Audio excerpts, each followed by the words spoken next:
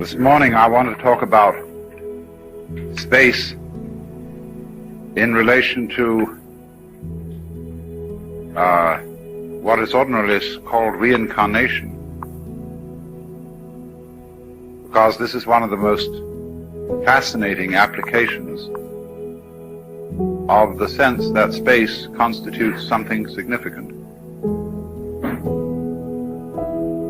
Now, the subject of reincarnation is one around which is ringed an incredible amount of hocus pocus. And yet, there is something in it. And there seems to be something in it not mainly because there is a lot of alleged evidence for it in the form of stories of children who remember their former lives and so on. I want to approach the subject much in the way that Erwin Schrödinger, the physicist, does, because he has a view of this that does not involve any hocus pocus at all. It is perfectly simple, and all the evidence for it is already before us.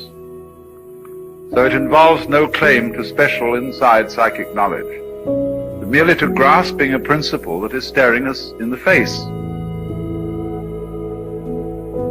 And this principle is difficult to understand, not because there's any inherent intellectual complexity to it, but simply because it requires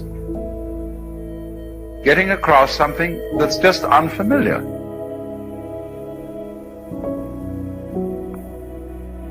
There is obviously some sort of analogy, which I've already drawn your attention to, between space and unconsciousness. Between stars there is darkness.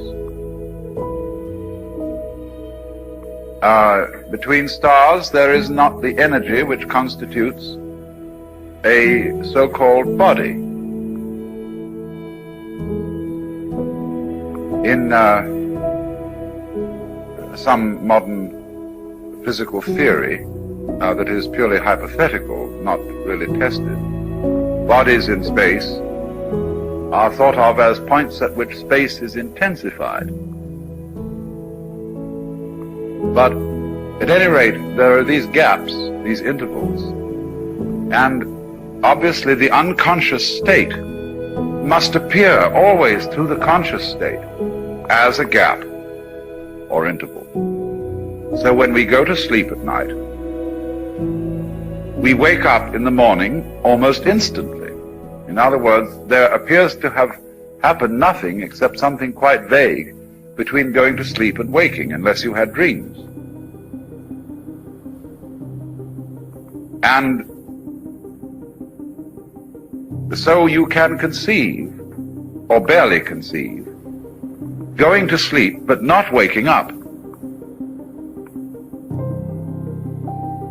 Or the reverse of it, waking up without ever having gone to sleep,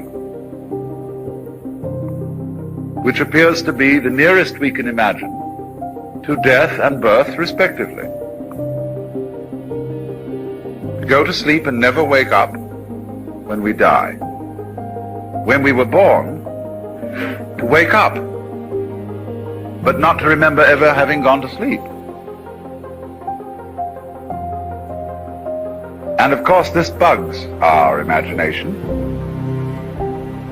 because it's inconceivable in terms of consciousness. People are afraid, some people are afraid, of the possibility of eternal annihilation. And I suppose one of the most eloquent expressions of that is John Betjeman's poem, Before the Anesthetic,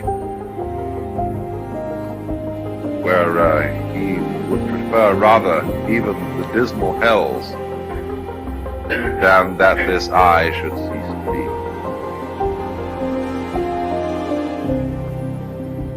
And other people, perhaps of a more rational bent, say, well, that's no problem, because if you simply cease to be, there's nobody to be disturbed by it. You can't experience not being there forever. what most people do is they project upon the prospect of annihilation the imagination of being shut up in a dark prison, in, as it were, a super sensory deprivation chamber forever. But of course, there is no, the notion of eternal annihilation really has no meaning. It is an attempt to conceive nothingness, non-experience, and so far as our imaginations are concerned, nature abhors a vacuum. We have to project something into that, because psychologically as well as logically, it is a void. However, you see, just as we've been discussing the notion of all creatures whatsoever, not to mention all people, feel themselves in the middle. They feel central to their experience. And being central to experience is the nearest thing I can conceive as a meaning for the word I. Not an ego, because that is a social structure, a social institution, which has been kind of implanted upon our psychological behavior, upon, shall we say, experience, because experience is a thing that we are taught. We are taught what experiences are permissible and what are not, just in the same way as we are taught what speech is permissible and what is not, and what gestures are permissible, what actions are permissible and what are not. So our experience is trained. We are trained to experience ourselves as egos. But still, underneath the implantation of the ego experience, there is this sensation of centrality. You may feel that your center is isolated, as in the ego thing, or you may feel that your center is simply the center of a being, which is you, which extends to the ultimate limits. But in every case, there is this sense of centrality in every being that exists. And therefore, every being is I, just as you are. And there are always I's in this sense. So long as the planet endures and there are living creatures on it, this is a planet which I's. And so long as there is the possibility that anywhere in the galaxies there should be such a planet, or creatures who focus the centrality feeling of the universe, there is I.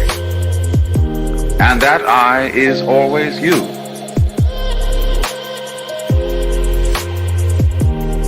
We know that when people die, other people are born after them.